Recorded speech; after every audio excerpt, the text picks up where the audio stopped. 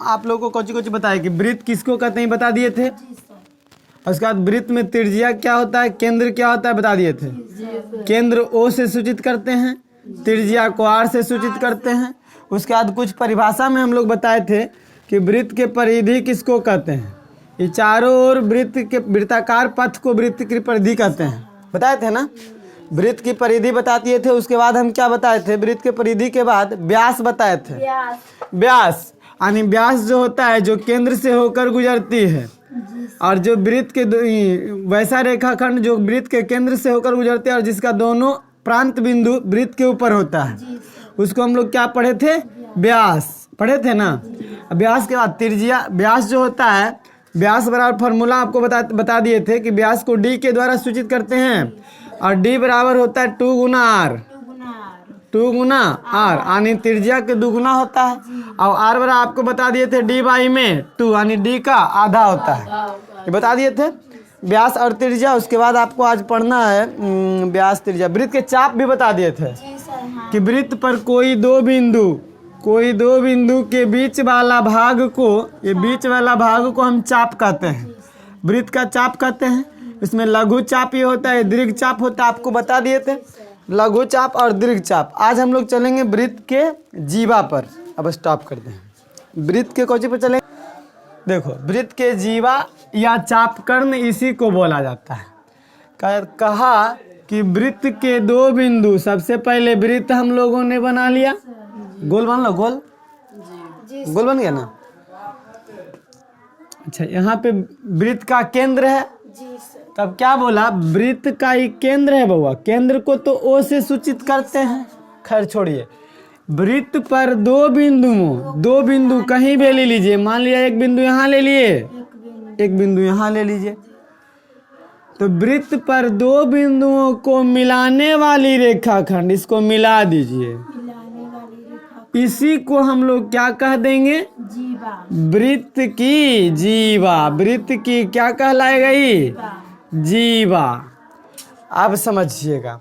अब कहेंगे सर हम तो मान लिया जाए एक बिंदु यही रहने देंगे और एक बिंदु हम यहाँ दे देंगे, तो ये भी तो वृत्त की जीवा ही होगा ना, वृत्त की।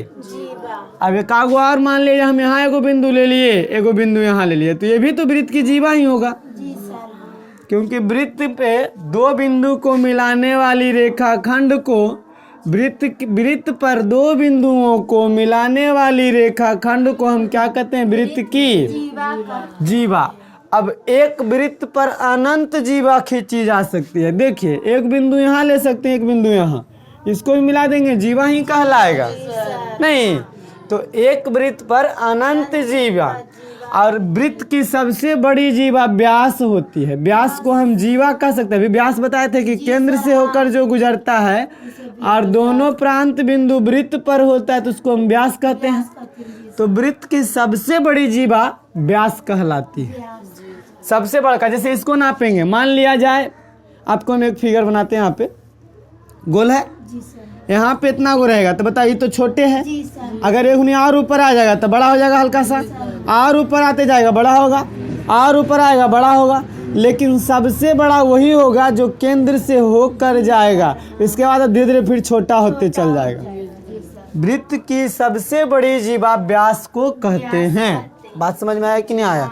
तो हम यहाँ पे लिख सकते हैं कि वृत्त की जो जीवा केंद्र से होकर जाती है, देखो वृत्त की जीवा ही है बाबू, ये जीवा ही तो है, लेकिन हम यहाँ पे एक नोट ऐसे लिख सकते हैं, नोट करके, या फिर ऐसा हूँ लिख दीजिए स्टार में, वृत्त की जो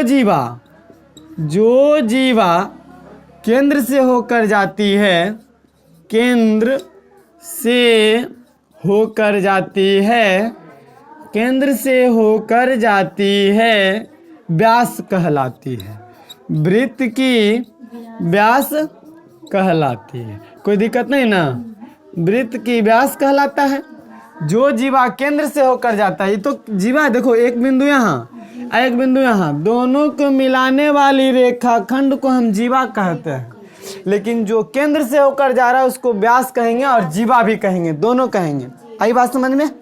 व्यास जो होता है वृत्त की सबसे लंबाई वाला, सबसे अधिक लंबाई वाला जीवा कहलाता है। कोई दिक्कत नहीं ना। व्यास जो होता है, कोई दिक्कत हो रहा है क्या? व्यास जो है यहाँ पे दूसरा पॉइंट में लिख देंगे, व्यास वृत्त की सबसे अधिक लंबाई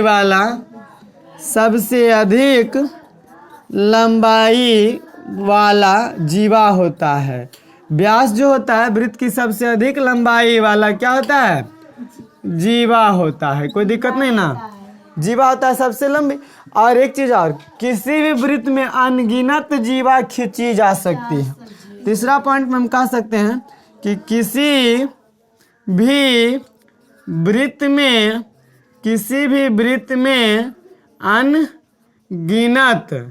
अनगिनत जीवा खींची जा सकती है। किसी भी वृत्त में कितने जीवा बाबू? अनगिनत जीवा खींची जा सकती है। कोई दिक्कत नहीं ना, जीवा के बारे में कोई दिक्कत नहीं। जीवा को हम व्यास भी बोल सकते हैं और व्यास को सबसे लंबा जीवा बोलेंगे। बात आया समझ में कि नहीं आया? चलो नोट करो। समझावे लगी तो फिगर बनाना पड़ेगा ना, समझने के लिए तो फिगर बनाना ही होगा ना। गोल बनना हो, गोल। जर्मनी टेढ़ा पेढ़ा होता तो कुछ होता रहा। देखो 2 गो है रे, क्यों ना तेरा? वृत्तखंड या अवधा, वृत्ताकार क्षेत्र का वह भाग जो एक जीवा तो बताए थे कि वृत्त पर के 2 बिंदु को मिलाने वाली रेखा खंड को जीवा कहते हैं, है ना बउआ? जीवा कहते हैं। कोई दिक्कत नहीं ना?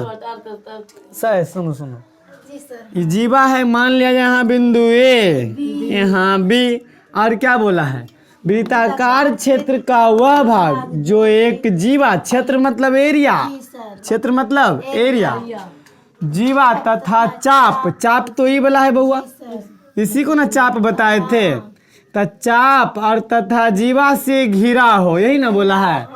यही वाला क्षेत्र, यही वाला क्षेत्र ना, इस क्षेत्र को हम वृत्तखंड या अवधा कहेंगे। देखो ना, वृत्तखंड मतलब वृत्त का टुकड़ा।